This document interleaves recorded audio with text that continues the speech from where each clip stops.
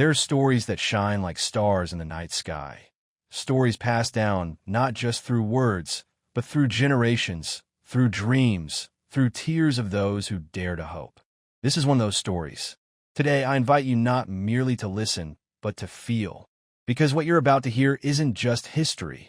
It's a heartbeat, a flame, a promise made from one generation to the next. So sit back, open your heart, and join me on a journey through time, struggle, and belief. A journey to meet the woman who holds the torch for all of us, the Statue of Liberty. The birth of a symbol. The year was 1886. In New York Harbor, crowds gathered, voices lifted in cheers, boats swayed in the waters, and above them all, a colossal figure rose skyward, a woman draped in robes, holding a tablet and a torch. She was liberty enlightening the world, a gift from France to the United States, a symbol of shared ideals between two nations born of revolution and bound by dreams of freedom. French sculptor Frédéric Auguste Bartholdi envisioned her not merely as a statue, but as a declaration of light, of hope, of possibility. Gustave Eiffel, the engineer behind the Eiffel Tower, designed her internal iron skeleton. Piece by piece, she crossed the ocean in crates, and American hands assembled her with care and pride. President Grover Cleveland, at her dedication, said she would awaken the world to the blessed truths of liberty. But what is liberty? At first, she stood in celebration of the end of slavery, of the birth of a democratic nation of progress. Yet soon, she would become more than a monument. She would become a mirror. Liberty denied, the shadow behind the torch. In 1917, thousands of Black Americans marched silently through New York, dressed in white, carrying signs that read, "Liberty has not come to us." The silent parade was not a celebration. It was a protest against lynching, against racism, against the betrayal of the very promise Lady Liberty seemed to offer. One child in the parade held a banner that read, "Mother, do lynchers go to heaven?" The statue looked on, unmoved, and yet, in her silence, she spoke. Not words of comfort, but questions. Who gets liberty? Who is left out? Her torch lit not only the sky, but the hard truths we had to confront. Years later, Martin Luther King Jr. would ask similar questions. Standing before crowds demanding civil rights, he echoed the same language carved into her base: freedom, justice, equality. When President Lyndon B. Johnson signed the Immigration and Nationality Act of 1965 near her shadow, he said, "Our beautiful lady stands for the idea that liberty should belong to all." The immigrant's dream, we knew we had made it. Ellis Island. The name alone carries weight. From 1892 to 1954, over 12 million immigrants passed through its gates. And standing nearby was their first American friend, the Statue of Liberty.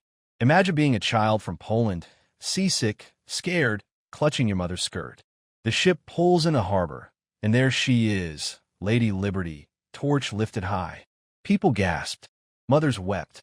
Fathers whispered prayers. Children waved. Sophie Eichenbaum, who arrived in 1921 as a young girl from Hungary, later said, "We saw the statue, and my mother began to cry. I didn't understand why, but I think she believed everything would be okay now." And for many, it was. Not easy, not painless, but possible. Liberty wasn't just a word. It was a chance. Liberty under siege, world wars and warnings. During both world wars, the statue became a symbol, not just of hope, but of what was at stake. In World War I, she appeared on posters chained, attacked, violated by the enemies of freedom.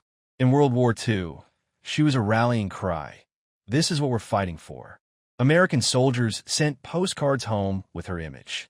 European refugees, fleeing the horror of Nazi Germany, wept upon seeing her.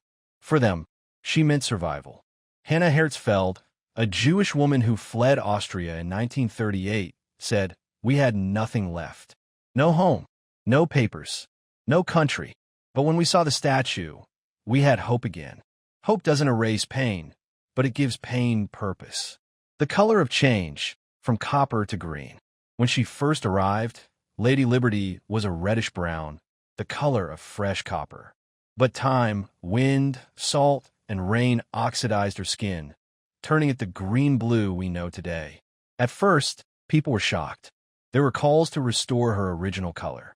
But scientists explained the patina actually protected her. The change was not decay, it was evolution. Just like America, her color changed. Her message deepened. Her meaning grew stronger with every storm. Restoration, even liberty, needs repair. By the 1980s, the statue showed signs of decay. Her torch leaked. Rust ate her skeleton. Her steps were dangerous. America faced a hard truth. Even liberty can die if we don't take care of her. For her 100th birthday in 1986, people across the nation came together to restore her. Engineers, artists, historians, donors, and construction crews worked day and night. They replaced her torch with one covered in 24-karat gold.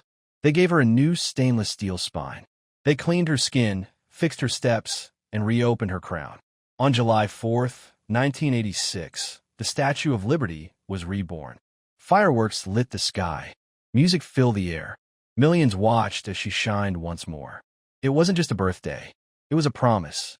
9/11, a nation shaken, a symbol stands still. September 11th, 2001, the world changed. The Twin Towers fell. The air turned to ash. The country mourned, and across the water, the Statue of Liberty stood silent. Still, watching. She was unharmed, but everything around her felt broken. For months, she was closed to the public. Her doors locked, her crown empty, her island guarded. Even liberty had to be protected. Eventually, she reopened, carefully with tighter security, background checks, and new rules. Some said the magic was gone. Others said it proved how precious liberty really is. Even freedom has boundaries, not to keep people out, but to keep hope alive.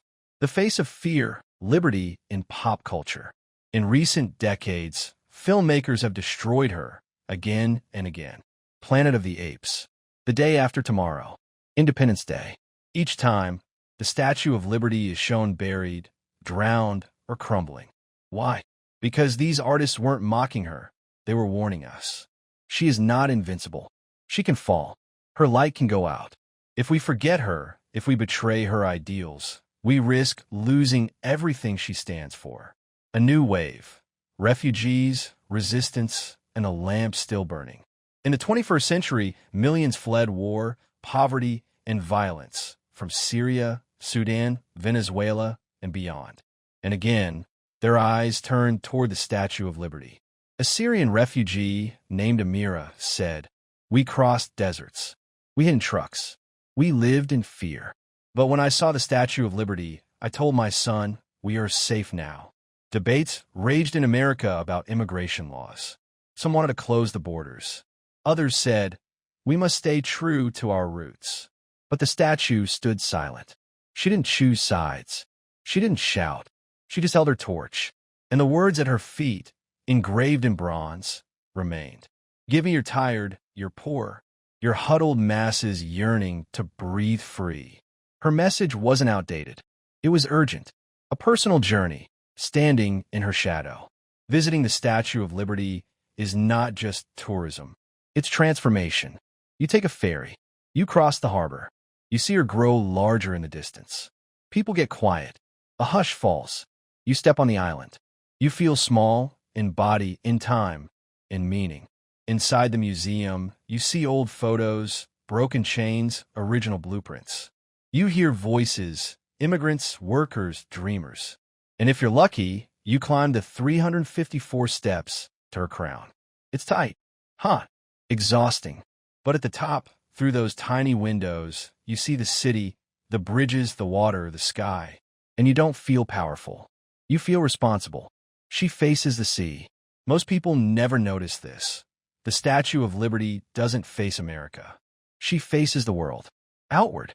Toward the sea. Toward the immigrants. Toward the unknown. It's as if she's saying, come, I'm here for you. I will not turn away. She is not here to celebrate the past. She is here to welcome the future. Her legacy, the flame that must never die. The world is still full of crisis, displacement, injustice, division. violence. But as long as Lady Liberty stands, her light remains. Because she is not just American. She is human. Her torch is not made of fire. It's made of belief, in dignity, in equality, in courage. A woman from Haiti, arriving with her daughter, said, "I told her, that's what freedom looks like."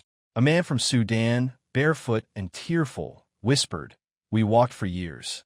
And then we saw her, and we knew we had made it." She didn't give them papers. She gave them hope. She doesn't speak. She doesn't move. Yet she speaks louder than any leader in history. The torch is in your hands. The Statue of Liberty is not finished. Her job is not done. She needs you. She needs me. She needs guardians of her meaning. And that doesn't always mean changing the world. Sometimes it just means being kind, listening, giving, believing, standing up when it's easier to stay seated. Her torch isn't heavy. It fits in your heart. Once it's there, it lights up not just your life, but the lives around you.